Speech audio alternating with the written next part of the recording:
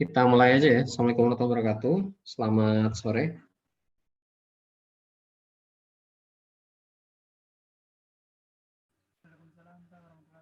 Waalaikumsalam warahmatullahi wabarakatuh.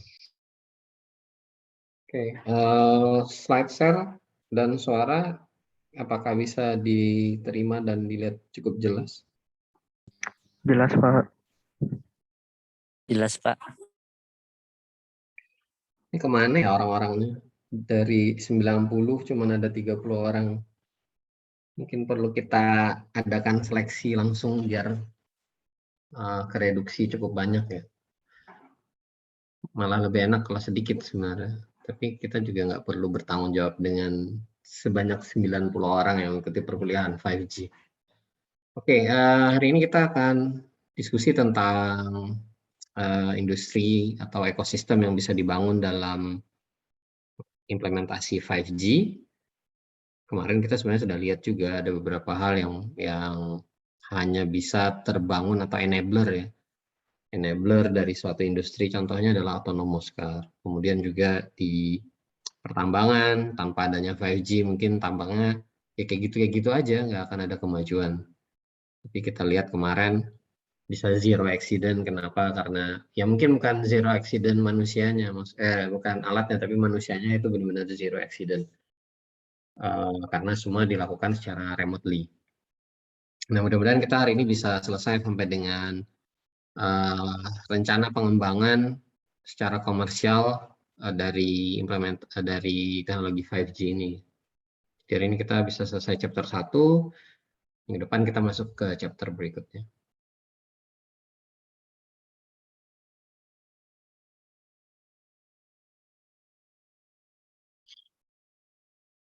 Nah, diperkirakan 5G ini akan memiliki pangsa pasar yang melebihi dari 3G dan 4G.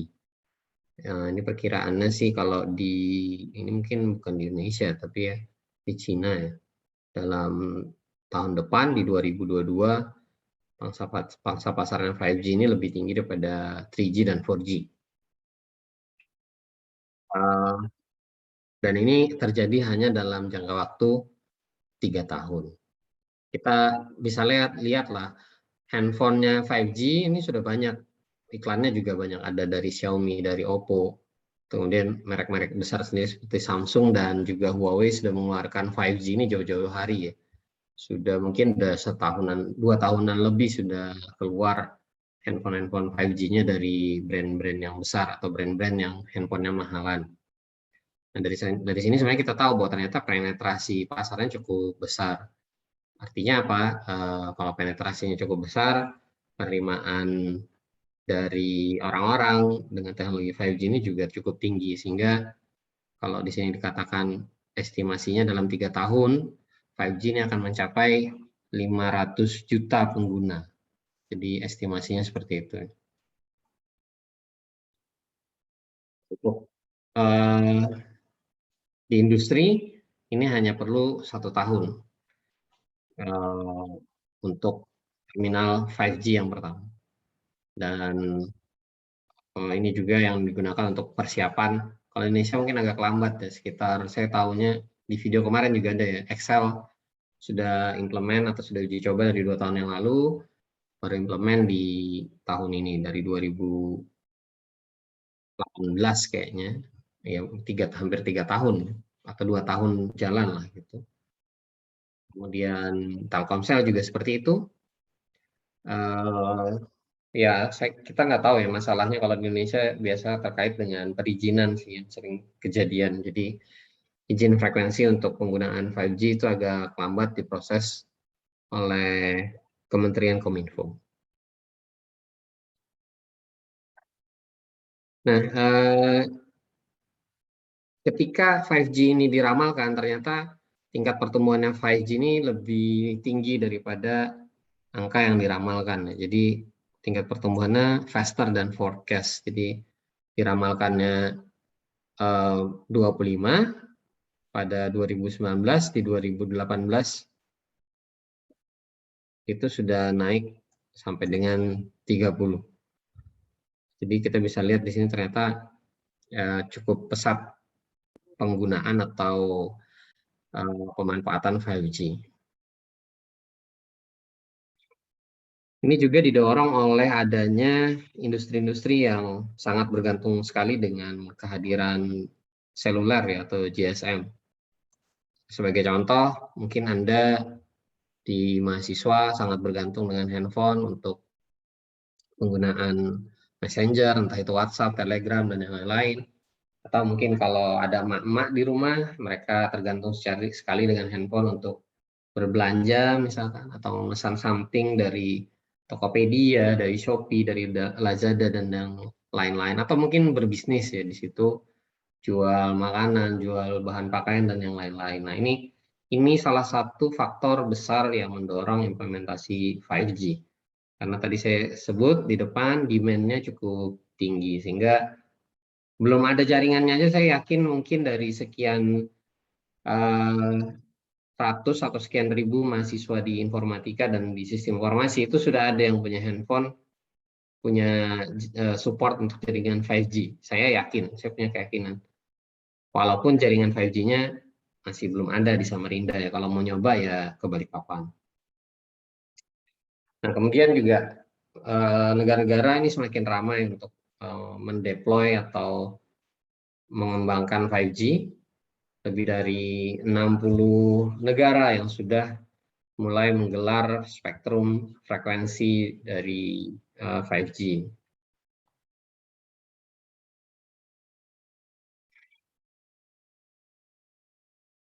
Nah, kita tahu bahwa teknologi 5G ini sudah cukup matang. Kita lihat kemarin standar-standarnya sudah disusun, sudah juga melalui berbagai macam badai dan rintangan lah sampai akhirnya muncul. Kemudian juga dari produsen chips di semikonduktor juga sudah menyiapkan, kemudian CPE dan UE-nya juga sudah banyak ya. Jadi ini tadi yang sempat saya sebutkan, bahkan mungkin handphonenya sudah ada duluan, jaringan 5G-nya belum ada. Nah, ini kadang di sini yang kita agak lambat ya, terutama izin penggunaan spektrum frekuensi dari pemerintah kita, dan juga regulasinya mungkin masih belum siap juga.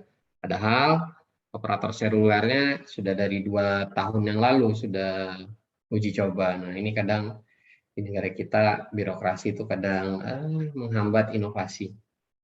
Dan biasanya begitu, birokrasi dengan inovasi itu selalu bertolak belakang. Nah, ini juga pesan moral yang ingin saya sampaikan ke Anda. Kalau nanti jadi pejabat, tolong jangan menghalangi inovasi. Anda boleh nggak suka mungkin dengan inovasinya, tapi tolong jangan dihalangi. Syukur-syukur disupport. Lebih baik lagi kalau disupport. Karena tanpa adanya inovasi, saya yakin tidak akan ada kemajuan, walaupun Anda jadi pejabat di situ ya. Anda menghalang-halangi atau membiarkan saja, maksudnya itu tidak peduli, Anda yang rugi gitu. Tapi kalau Anda sebagai pejabat, Anda support itu inovasi, maka saya yakin Anda akan punya tempat kerja atau akan menjadi inovator di tempat kerja Anda. Atau tempat Anda akan jadi percontohan ya, bisa percontohan untuk tempat kerja yang lain. Nah, kemudian core dan bearer-nya ini juga sudah mature ya, sudah matang. Ya, kita tahunya dari mana matangnya? Ya, kalau kemarin ada perang dagang terkait dengan 5G antara USA sama China, atau Huawei dengan pemerintah USA dengan federal government-nya, kita tahu bahwa itu ternyata memang betul-betul matang. Dan apa ya, kalau nggak matang pastinya tidak akan ada perang seperti itu, gitu. Tidak akan ada rebutan pangsa pasar. Dan kebetulan memang sekali lagi China bisa dibilang leading lah di sektor 5G ini. Nah, dari sini kita bisa lihat ternyata untuk mencapai jumlah 500 juta pengguna oleh 5G bisa diperoleh dalam jangka waktu 3 tahun saja. Bahkan mungkin kurang dari 3 tahun kali ya. Kan kita nggak pernah tahu seberapa banyak orang Indonesia yang sudah punya handphone 5G, tapi belum ada ininya, infrastrukturnya ini belum ada. Jadi orang Indonesia itu sudah punya yang ini kebanyakan. Ya kalau chip berarti chip yang ada di dalam ini, dalam handphone atau dalam poin kecil gitu, CPE gitu ya. Ya. Bisa jadi sebenarnya dalam 2 tahun sudah tercapai karena ini udah beredar banyak smartphone yang basisnya 5G. Siapa saja yang ada di belakang chipset 5G? Ya kita tahu merek-merek besar seperti tadi saya sudah sebut Samsung, kemudian Huawei. Huawei itu ini high silicon punyanya Huawei. Ini anak perusahaannya Huawei, khusus hasilkan semikonduktor. Ya salah satunya adalah ini yang digunakan untuk 5G. Kemudian saingan lain MediaTek. Lalu seperti itu ya. Ini ibaratnya kalau ini ada di Cina daratan, maka Taiwan harus punya. Ini Taiwan yang punya. Kalau saya nggak salah, MediaTek ini perusahaan Taiwan. Jadi perusahaan Taiwan itu banyak sebenarnya. Anda mungkin nggak sadar sering pakai perusahaan produk-produk perusahaan Taiwan. Contoh yang sekarang mungkin Anda hadapin ya, di depan Anda, Asus. Kalau ada yang pakai laptop, PC, Asus, atau handphone, Asus itu perusahaan Taiwan. Gigabyte, misalkan Anda nge-build up PC gaming pakai Gigabyte, itu juga perusahaan dari Taiwan. Nah, MacBook yang baru-baru itu prosesornya juga diproduksi di Taiwan. Jadi Taiwan dan Cina ini sebenarnya cukup tinggi persaingan di dunia semikonduktor maupun di dunia IT.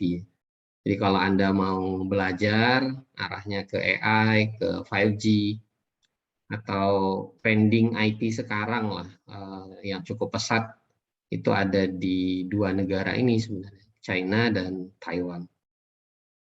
Kemudian dari seberang pulau, dari Korea ini ada Samsung. Kita juga tahu bahwa Samsung ini punya perusahaan semikonduktor juga, dan juga bisa menghasilkan prosesor smartphone sendiri, Exynos. Ya, kenapa ini bisa terjadi? Exynos, MediaTek Helio, seri Helio, kemudian Huawei ini dengan Kirin, kalau saya tidak salah nama codename prosesornya, karena ini ada yang kurang ya di sini. Ini harusnya termasuk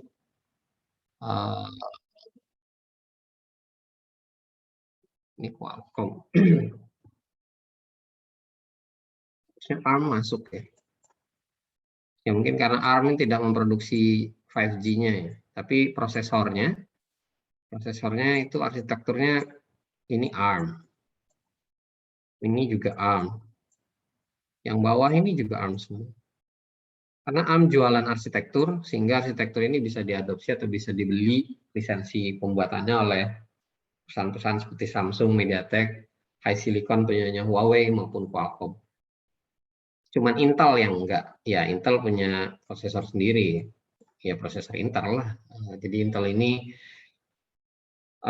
mencoba peruntungannya di dunia mobile sekali lagi, mungkin mau masuk di 5G karena yang sebelum-sebelumnya sudah tewas semua. Kita tahu dulu Intel sempat memproduksi beberapa handphone yang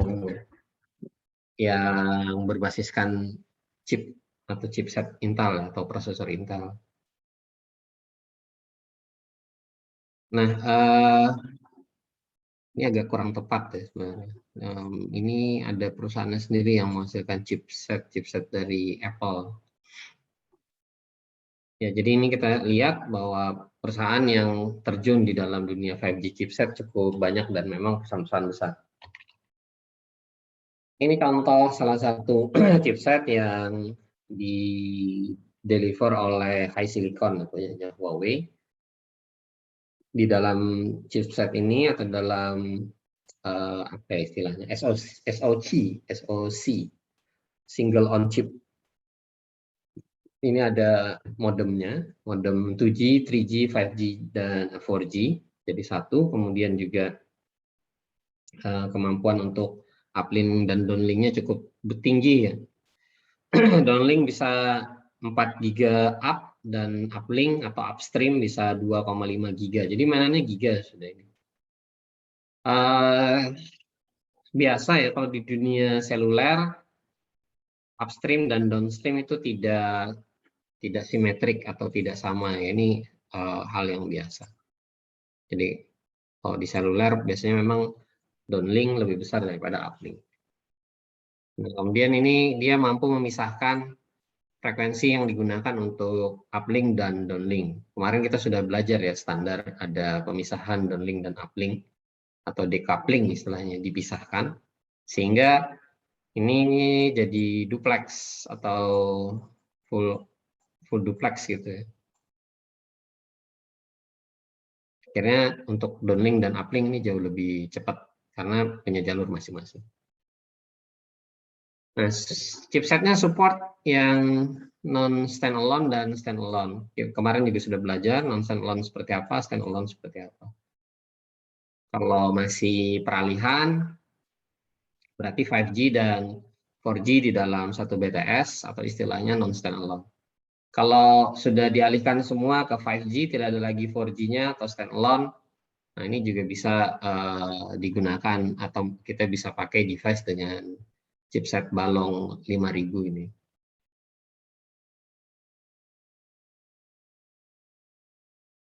Ya, yang lain-lain kita bisa lihat di dalam ini. Kalau mau lebih detail lagi chipsetnya seperti apa, kita bisa cek di biasanya sih ada datasetnya. Nah, ini perbandingan dari seluruh chipset yang ada, performance-nya. Nanti Anda bisa baca sendiri. Kalau Qualcomm yang X5050 ini hanya bisa dipakai yang model non standalone. Jadi kalau misalkan nanti Anda ketemu tempat yang betul-betul dipasang hanya standalone 5G saja, ini nggak bisa digunakan. Jadi ini nggak bisa digunakan sama sekali. Cari yang modelnya seperti ini. Standalone dan non standalone. Artinya ketika daerah itu ada jaringan 4G dan 5G bersamaan bisa dipakai. Atau kalau daerah itu cuma punya 5G saja, nah itu juga bisa dipakai. Kemudian kalau dari manufacturing, semakin kecil semakin baik. Semakin kecil harusnya semakin baik. Karena apa? Konsumsi powernya lebih rendah, artinya dia hemat listrik, tingkat chip yang bisa ditanam di dalamnya atau transistornya yang bisa dimasukkan ke dalam chip tersebut juga lebih banyak, sehingga kemampuan atau kinerjanya jauh lebih cepat. Plus karena power consumption-nya kecil, listriknya kecil, berarti dia panasnya kurang. Semakin besar seperti ini pasti punya konsumsi listrik yang cukup besar. Artinya apa ya? Baterai juga boros. Panas ya juga. Makanya sekarang kalau dulu kita punya handphone dengan chipset Qualcomm bangga banget ya. Tapi kalau sekarang ya saya sih salah satu orang yang suka pakai MediaTek sebenarnya. Setelah MediaTek cukup kencang dalam mengejar ketertinggalannya. Jadi awal-awal orang masih banyak pakai Qualcomm, saya sudah pakai MediaTek duluan. Nah sekarang kalau saya ngelihat sih kayaknya MediaTek jauh lebih unggul daripada Qualcomm. Ya mungkin bisa kita buktikan ya dengan benchmark gitu, pakai Antutu itu kita lihat skornya. Nah, tinggal seperti itu aja. Terminalnya juga sudah mulai banyak, macam-macam. Anda bisa lihat di internet dari sebenarnya dari tahun 2018 sudah ada sih saya lihat device yang 5G. Tinggal duitnya aja lagi. Duitnya kalau untuk device-device yang kelas atas seperti Galaxy Fold 5G ini, waduh, 20 juta men. Nah, ini. Atau Huawei Mate X ini juga lebih mahal lagi. bukan 20 juta, itu sudah 30 juta ya, 30-an.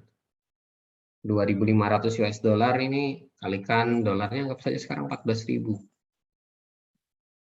Nah, itu yang harus kita keluarkan. Nggak perlu beli yang mahal-mahal kalau saya sih. Kecuali Anda memang ada keperluan tertentu ya, dengan itu ya fine lah. Tapi kalau misalkan buat gaya-gayaan aja buat apa?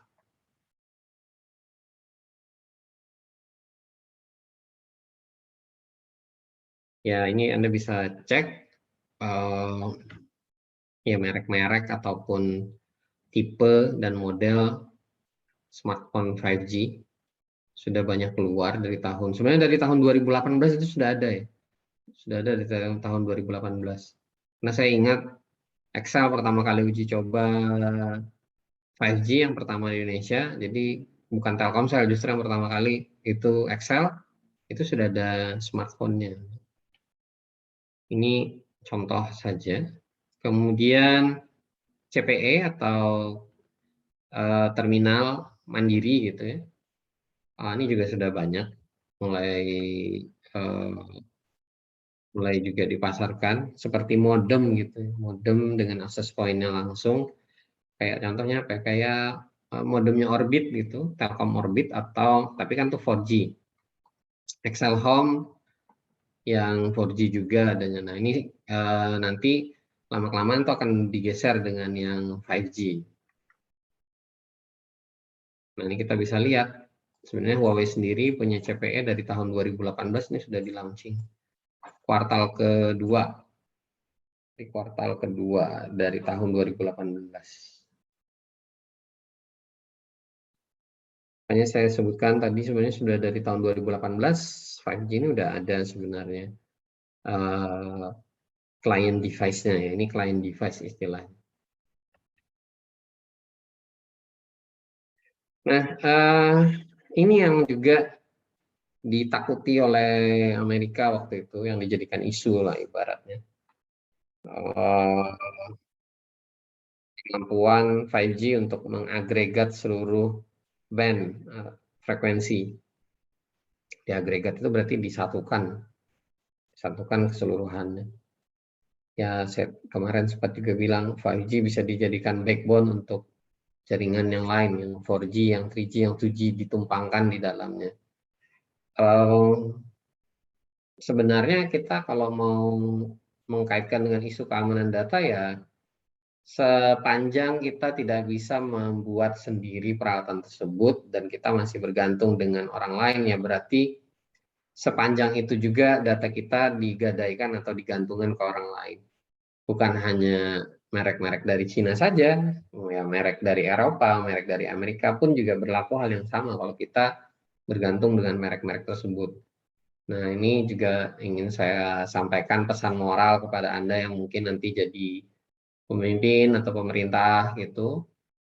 Ya, didoronglah industri lokal kita agar kita bisa mandiri dengan teknologi komunikasi. Jadi bukan hanya teknologi militer saja kita harus mandiri, kita juga harus mandiri dalam teknologi komunikasi karena komunikasi ini juga sebenarnya isu keamanan negara ya. Kalau komunikasi kita sangat mudah untuk disadap, ya negara kita jadi rentan untuk entah itu dikendalikan atau dibaca ataupun mau disusupi pemerintahannya ataupun rakyatnya karena komunikasinya sangat mudah sekali untuk disadap.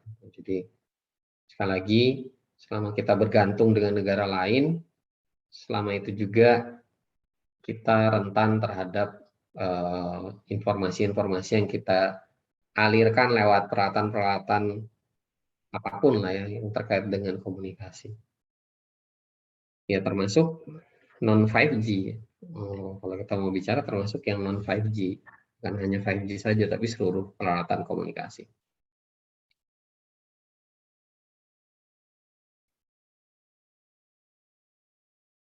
Kemudian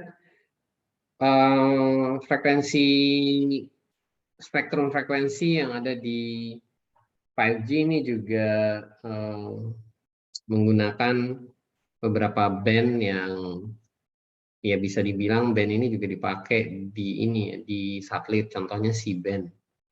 VSAT atau satelit ini biasanya juga pakai C-band. Kalau misalkan C-band-nya nggak ada atau unavailable, yang digunakan adalah 2,6 GHz sebagai frekuensi pertama dari IMBB.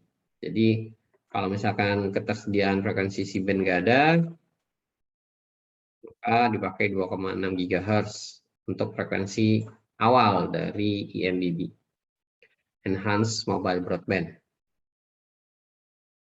Nah, ini juga akan di-combine ya dengan LTE atau 4G di 2,1 dengan 1,8.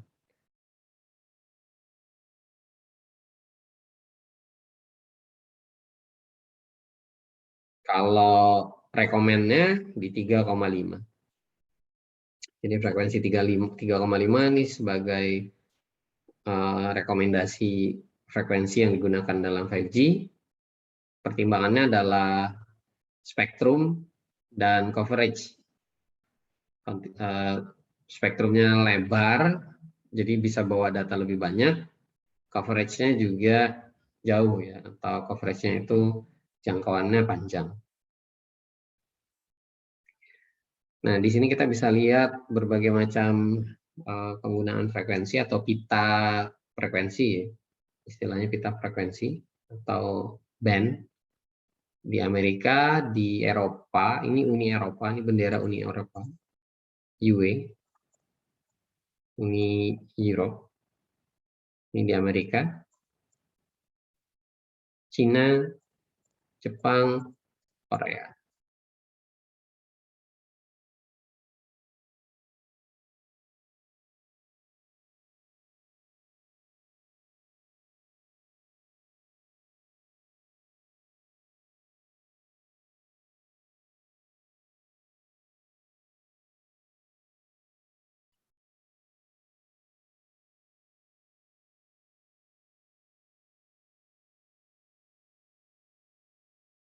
Ini adalah negara-negara yang akan menyelesaikan urusan spektrum frekuensi 5G. Kita bisa lihat Indonesia tidak termasuk di situ, bahkan sampai dengan tahun 2020. Jadi tahun 2020 kita masih belum muncul di situ ya. Tapi kalau kita lihat negara-negara lain, bahkan mungkin negara kayak Brazil gitu yang ya mungkin dibanding dengan Indonesia harusnya 11-12, tapi ini ada negara di Amerika Selatan ini malah sudah duluan ada.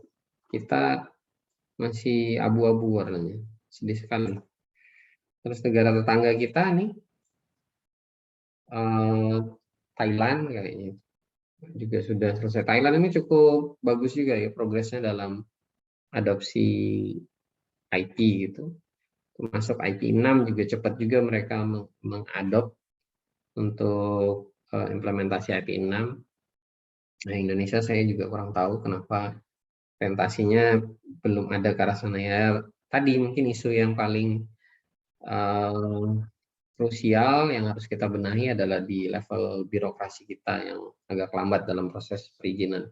Padahal ini kan komunikasi ini infrastruktur yang cukup penting ya dalam peningkatan perekonomian. Tapi ya begitu dah.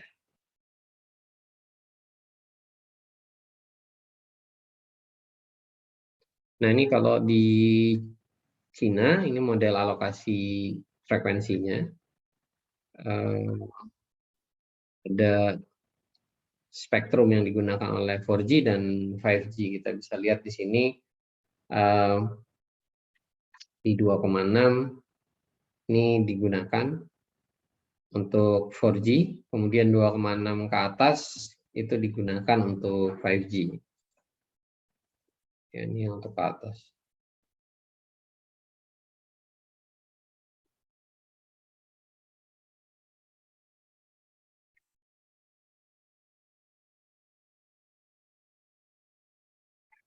Kemudian untuk end-to-end solution di 5G juga sebenarnya sudah ready, sudah siap sampai dengan end-to-end ya berarti kalau ujungnya itu smartphone atau ujungnya itu adalah BTS atau relay ke arah user, ya berarti ini juga sudah siap. Baik itu pakai BTS yang besar maupun yang kecil atau microcell gitu, microcellular. Kita lihat di sini bahkan untuk relay atau untuk terminal yang indoor di dalam gitu juga sudah ada.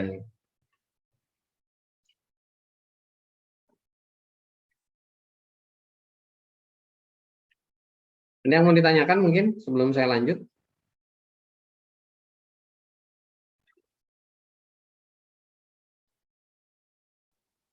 Pak, Ya. izin bertanya. Bisa dibilang 5G ini menguntungkan buat produk-produk digital dong, Pak. Seperti Netflix, terus YouTube mungkin dengan kreator-kreatornya. Kira-kira Indonesia kapan ya, Pak, bisa ngejar itu, Pak, dengan sumber daya yang ada sekarang? Oke. Kalau yang diuntungkan sih sebenarnya bukan cuma konten kreator ya. Nanti juga mungkin konten kreator hasil videonya juga akan jauh lebih baik kalau misalkan pakai 5G, kita nonton sudah gigabit streamingnya, tentu saja kita mungkin kalau nonton sekarang, ibaratnya kalau nonton kayak sekarang ya, kita nonton HD 1080 gitu, itu biasa kan, artinya itu hal yang biasa. Nah, nanti ketika 5G sudah mulai memasyarakat, sudah jadi bagian dalam kehidupan sehari-hari kita nonton 1080 itu sakit mata karena kita sudah terbiasa dengan 4K gitu. Jadi nanti mungkin konten kreator akan lebih banyak lagi dan lebih banyak lagi kreasi yang bisa muncul, ya kayak TikTok itu semakin aneh-aneh lah ibaratnya, bisa dibuat macam-macam. Nah, kalau ditanya dari sisi penyedia konten kreatornya, saya yakin orang Indonesia ini kan tingkat kreativitasnya sangat luar biasa ya, sangat kreatif gitu. Motor aja yang tadinya spionnya standar gitu jadi nggak standar. Baut motor yang tadinya besi biasa gitu atau besi yang anti karat entah dari bahan stainless steel atau bahan yang lain diganti jadi monel gitu. Knalpot yang bukan racing jadi racing. Nah, itu kan orang Indonesia sebenarnya kreatif. Kalau dari sisi konten kreator saya nggak pernah khawatir kita belum siap. Tapi yang saya selalu sayangkan atau sesalkan itu dari sisi aparatur pemerintahan kita itu suka lambat dalam memberikan perizinan karena kan ini sangat erat sekali dengan izin penggunaan frekuensi atau sekarang juga ditambah kayak device gitu ya harus terdaftar IMEI-nya, kemudian juga pemberian nomor diatur dengan regulasi harus pakai NIK dan nomor kartu keluarga yang mana itu datanya masih morat-marit. Ya ini semua kan tergantung sama pemerintah. Jadi yang kadang yang belum siap itu adalah pemerintahnya. Nah sebenarnya beberapa waktu yang lalu pemerintah sudah merampungkan beberapa perizinan untuk 5G dan juga akan menggelar 5G secara ya masif lah di beberapa kota di Indonesia. Kemarin mungkin saya sempat sampaikan kayak di IKN, seputaran IKN kayak Balikpapan, PPU dan Kukar yang menyangga IKN langsung itu akan mendapatkan gelaran 5G yang gelombang pertama. Jadi sekali lagi yang agak lambat dalam hal 5G ini sebenarnya adalah pemerintah kita. Tapi kalau dari provider, dari industri-industri yang mendukung 5G, termasuk juga para konten kreatornya sudah siap sih. Jadi nggak ada masalah sebenarnya. Ini pendapat saya pribadi, saya melihatnya yang bermasalah itu di pemerintah kita. Jadi makanya tadi pesan moralnya kalau Anda nanti duduk sebagai pemerintah yang mengambil keputusan, tolong dipikir baik-baik bahwa ada hajat hidup orang banyak di situ, maka itu harus Anda percepat urusannya, jangan disusahkan. Nanti Anda menyusahkan urusan orang, nanti Anda akan disusahkan urusan Anda, entah itu di dunia ataupun di akhirat. Ya. Jadi tolong diingat-ingat Segala sesuatu yang Anda buat di dunia itu bisa jadi ditagihnya di dunia, bisa jadi juga ditagihnya di dunia dan di akhirat. Kalau Anda memudahkan urusan orang di dunia, insya Allah nanti Anda akan dimudahkan urusannya bukan hanya di dunia tapi juga di akhirat.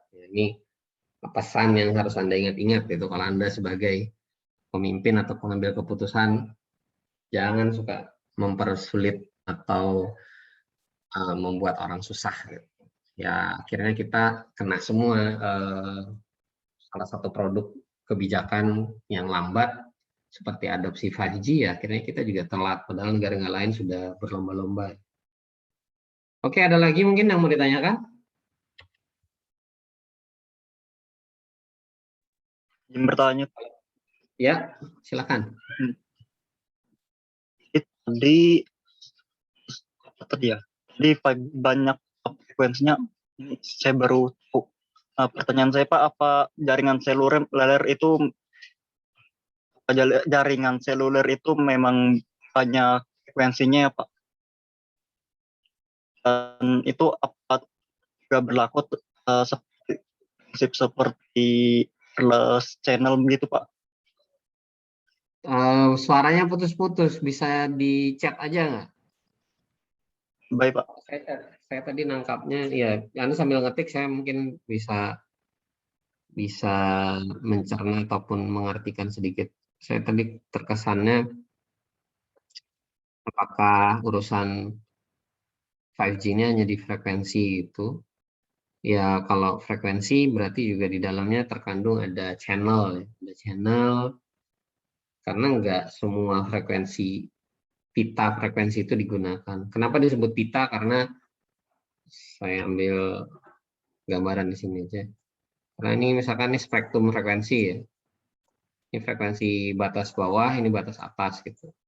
Misalkan ini 10 itu batas atasnya misalkan 100. Nah, ini dianggap ya kayak pita kan jadinya. Kemudian dari 10-100 ini dibagi-bagi gitu, dibagi-bagi, di slicing istilahnya, dipecah-pecah. Nah, ini yang disebut dengan channel. Ya, misalkan channel 1, 2, 3, 4, 5, 6, 7, 8, 9 gitu. Misalkan seperti itu. Ya, prinsipnya seperti channel di wireless juga. Prinsipnya sama. Memakai kanal-kanal, ini channel tadi ya. Ini channel. Jadi kalau kita punya pita frekuensi batas bawahnya 10 dengan batas atas 100, kita bisa bagi frekuensi ini menjadi channel-channel.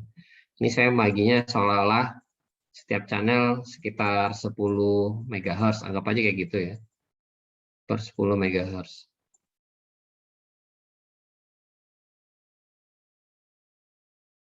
Oke, kira-kira seperti itu. Ada lagi mungkin yang mau ditanyakan? Nanti biasanya para operator seluler itu akan bukan berlomba-lomba ya, tapi mereka akan ikut lelang pita frekuensi channel yang tersedia. Nah, ini akan dilelang oleh pemerintah, disewakan ibaratnya selama sekian tahun gitu. Atau juga bisa pemerintah lihat misalkan, oh ini ada berapa yang bangkrut, ada berapa yang tidak pernah dipakai channelnya, itu nanti akan direstrukturisasi atau diatur ulang. Ini yang pernah terjadi dengan kemarin ya, channel atau pita frekuensi untuk jaringan 3G dan 4G. Itu mungkin Anda pernah ingat peristiwa sekitar 3-4 tahun yang lalu ada restrukturisasi channel, kemudian kita di SMS, di blast SMS untuk seluruh operator. Di situ ada, kami akan melakukan jadwal restrukturisasi channel, nanti akan ada gangguan dari tanggal sekian sampai dengan tanggal sekian. Mungkin Anda pernah ingat dapat SMS seperti itu. Nah, itu sebenarnya itu dorongan oleh pemerintah ya. Pemerintah berhak mengatur penggunaan pita frekuensi ini agar ya tadi tidak terjadi hukum rimba, dan ini adalah sumber daya alam suatu negara ya. Ya, ini bisa mendatangkan penghasilan buat negara tersebut. Jadi walaupun frekuensi itu barang yang tidak bisa dipegang, barang gaib, tapi ini bisa diperdagangkan. Yang memperdagangkan, siapa yang memperdagangkan adalah negara. Jadi prinsipnya ya mirip dengan Wi-Fi gitu, atau wireless yang lainnya yang menggunakan model frekuensi dan channel. Ada lagi mungkin yang mau ditanyakan?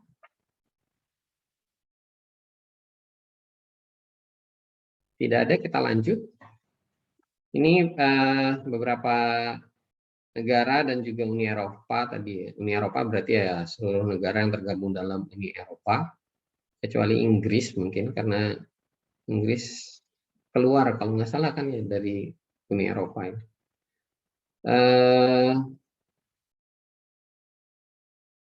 Kita lihat bahwa Cina, Jepang, dan Korea Selatan ini sangat aktif sekali mendorong 5G ke industrinya. Jadi nggak salah kalau misalkan industri Korea Selatan, Cina, dan Jepang ini cukup pesat lah kemajuannya. Salah satu faktor mendorongnya adalah penggunaan teknologi seperti 5G. Termasuk juga beberapa merek mobil maupun otomotif kan sudah banyak yang bisa otonomous nih. Kayak model punyanya Tesla itu kita panggil dari parkiran ke arah kita gitu, kita pegang remote-nya, kita panggil mobilnya datang sendiri, atau kita lepas mobilnya parkir sendiri. Nah itu sekali lagi mobil-mobil otonomous biasanya juga disupport oleh jaringan 5G. Sedangkan di Amerika sendiri kemarin Anda sudah lihat videonya, di mana kemarin apa ya, T-Mobile, saya lupa Sprint apa T-Mobile yang ada videonya kemarin, mobilnya bisa berjalan sendiri, otonomous car-nya bisa jalan sendiri dengan mengandalkan jaringan salah satu operator seluler di Amerika. Halo ya kemarin iklan, bukan iklan sih. Video tentang mobil Halo kemarin.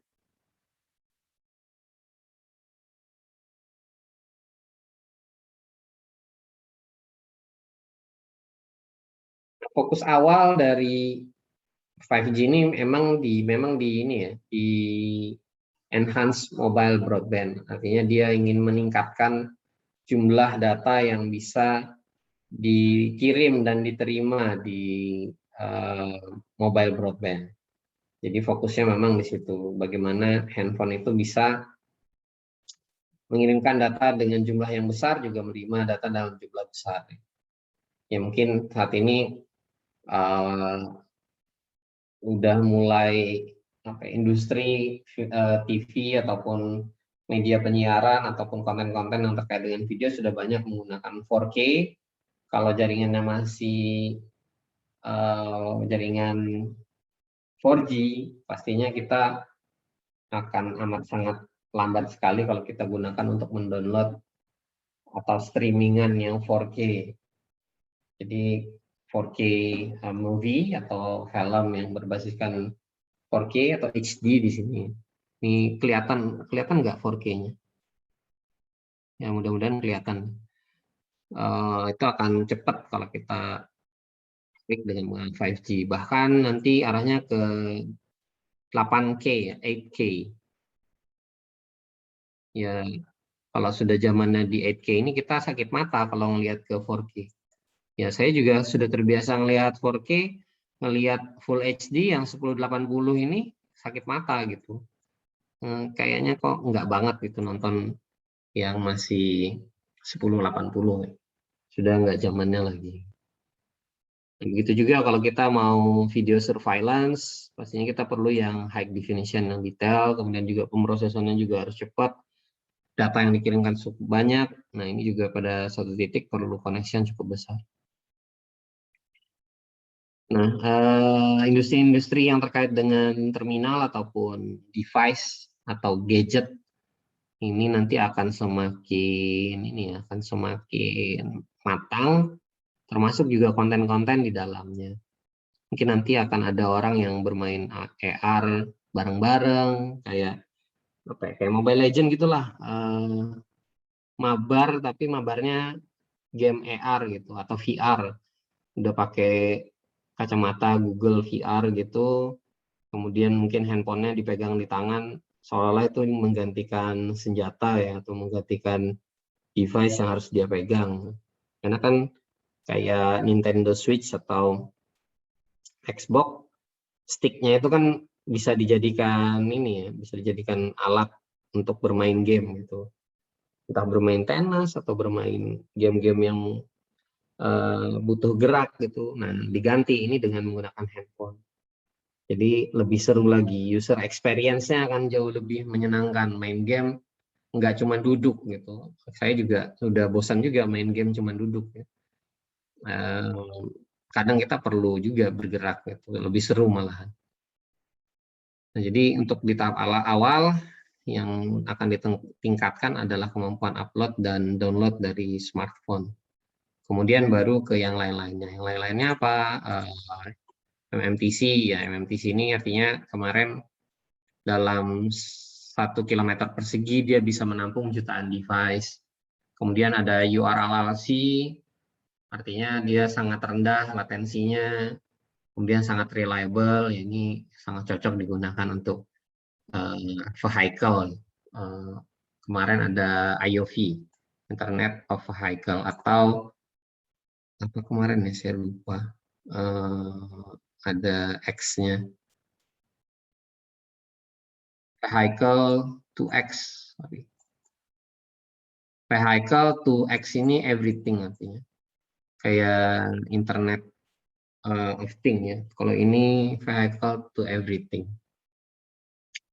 kendaraan ke semua benda atau ke semua hal yang bisa terkoneksi dengan kendaraan tersebut. Kita juga sudah lihat videonya kemarin, kendaraan bisa berkomunikasi dengan traffic light, kendaraan bisa berkomunikasi dengan kendaraan yang lain, atau kendaraan bisa berkomunikasi dengan shelter gitu, misalkan ada shelter busway atau shelter untuk kita nunggu bis umum segala macam. Nah, dia bisa berkomunikasi dengan itu, ngasih tahu kapan dia datang, kapan kalau dia terlambat, berapa kapasitasnya segala macam, kita bisa lihat di mungkin ada layar di terminal atau di shelter tersebut yang menjadi informasi untuk kita. Nah, ini sangat dimungkinkan sekali kalau 5G yang fase kedua untuk URLLC dan MMTC ini tercapai.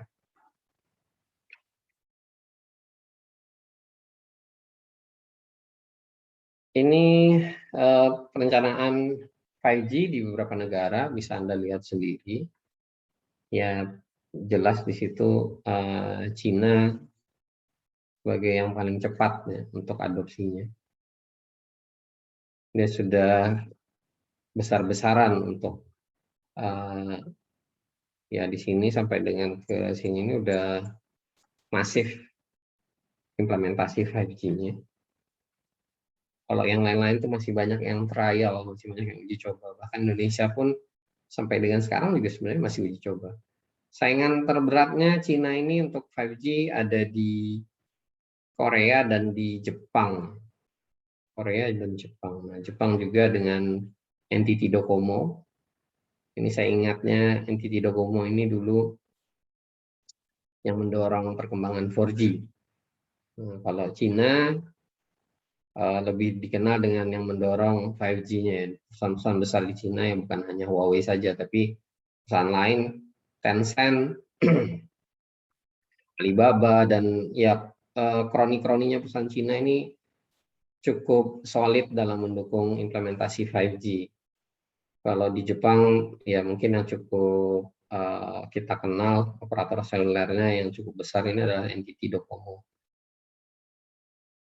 Ya di belakang, biasanya di belakang perusahaan Jepang ini juga ada SoftBank ini. SoftBank ini banyak sekali memberikan pinjaman-pinjaman modal ke berbagai macam perusahaan besar juga yang di Indonesia. Jadi ini lembaga loan, ya, lembaga pinjaman ke SoftBank.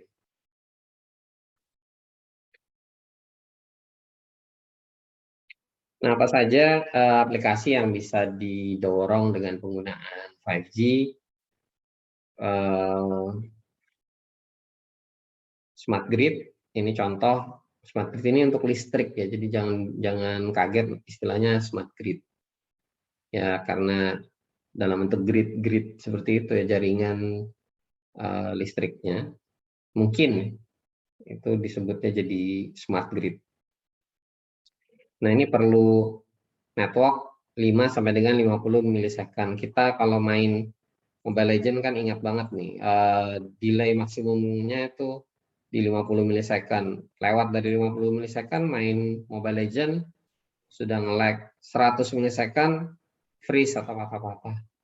Nah, ini kalau kita implement smart grid untuk monitoring, kontrol, dan juga untuk fault recovery, ya untuk controllingnya lah ibaratnya, maka kita perlu jaringan dengan delay 5 sampai dengan 50 milisecond. Ya, 5 ini sangat kecil sekali. Amat sangat kecil. Yang ini masih belum bisa dicapai kalau pakai 4G. Kemudian UAV. Kita tahu UAV ini sangat banyak sekali sekarang implementasinya. Pemetaan banyak menggunakan UAV. Militer juga banyak menggunakan UAV atau drone istilah lainnya. Bahkan konon masa depan militer itu nanti yang menjadi jenderal-jenderal perangnya atau jenderal-jenderal operasional militer itu adalah orang-orang yang duduk di belakang controller, ya, duduk di belakang laptop. Jadi bukan lagi yang apa ya istilahnya angkat senjata pergi ke medan perang. Ini saya pernah baca, lupa saya punya siapa gitu. Dia menyampaikan bahwa jenderal perang di masa depan itu adalah jenderal perang yang piawai menggunakan gadget. Kemudian telemedicine, nah ini juga sekarang kan sudah mulai marak. Kemarin waktu saya kena COVID, kebetulan saya menggunakan beberapa layanan telemedicine, tapi ya sebatas video call, sebatas konsultasi lewat chat, itu aja gitu. Belum ada yang bedah secara remote, ya, menggunakan robot, kemudian ada tukang bedahnya dari jarak jauh. Misalkan kita mau dibedah oleh dokter spesialis yang ada di Amerika gitu, atau yang ada di Eropa gitu ya. Nah, ternyata jaringan kita itu tidak ada jaringan kabel, yang ada cuman 5G saja. Nah, ini cocok digunakan untuk itu karena memang yang ngeri itu justru ya bukan masalah bandwidth-nya mungkin kecil ya, kalau gambar gitu atau video HD pun sebenarnya sudah cukup jelas ya, high definition saja 1080 itu sudah cukup jelas untuk citra. Tapi yang ngeri kan kalau tiba-tiba di tengah operasi terus nggak reliable koneksinya, putus gitu ya, putus 10 detik aja putus, bisa melayang nyawa orang kalau itu operasinya operasi besar istilahnya, operasi bedah jantung misalkan atau bedah syaraf atau kepala. Itu sangat mengerikan kalau menurut saya kalau kita nggak punya koneksi yang reliable. Jadi bukan hanya delay tapi juga reliability atau kestabilan atau keberlangsungan koneksi itu juga harus terjaga. Nah, ini bisa dimungkinkan dengan penggunaan 5G. Kemudian yang lain-lain ya ada smart factoring, kemudian ada kemarin autonomous car, kemudian juga buat monitoring tambang kemarin juga sudah kita lihat. Jadi kita bisa perhatikan bahwa 5G memainkan peran cukup penting di industri-industri tersebut. Oke, dari chapter 1 ini kita bisa melihat bahwa ada 3 tujuan dalam implementasi 5G. Yang pertama adalah enhance mobile broadband. Targetnya satu device itu bisa mencapai 1 giga ke atas sampai dengan kalau saya nggak salah sekitar 20 gigabit per second.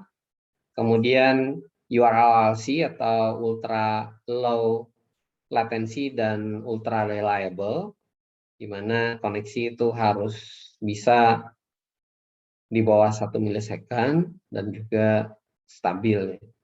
Kemudian ada MMTC, ini terkait dengan masif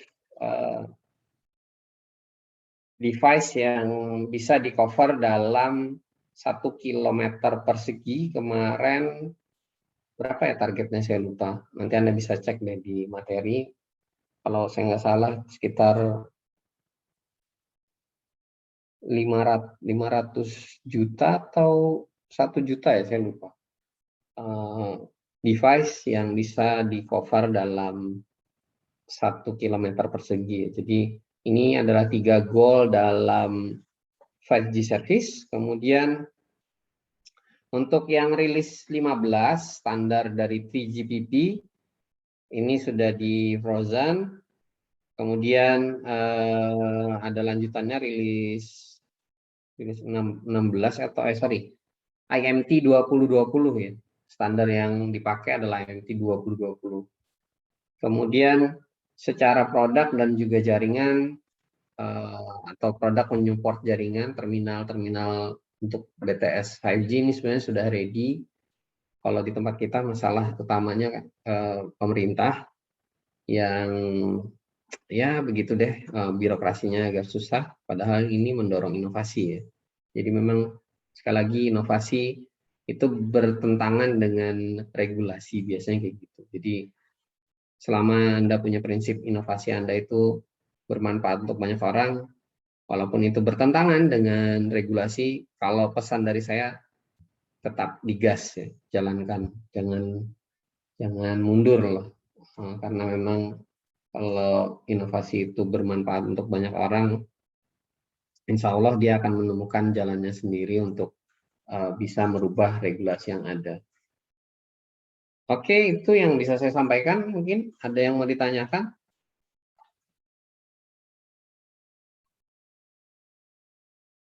Ada yang mau nanya? Kalau tidak ada yang mau ditanyakan, untuk perkuliahan kita sore hari ini saya anggap cukup. Terima kasih atas perhatian dan kerjasamanya. Assalamualaikum warahmatullahi wabarakatuh. Selamat sore. Waalaikumsalam. Sore, Pak. Terima kasih. Sore, Pak. Terima kasih, Pak. Terima kasih, Pak. Terima kasih, Pak.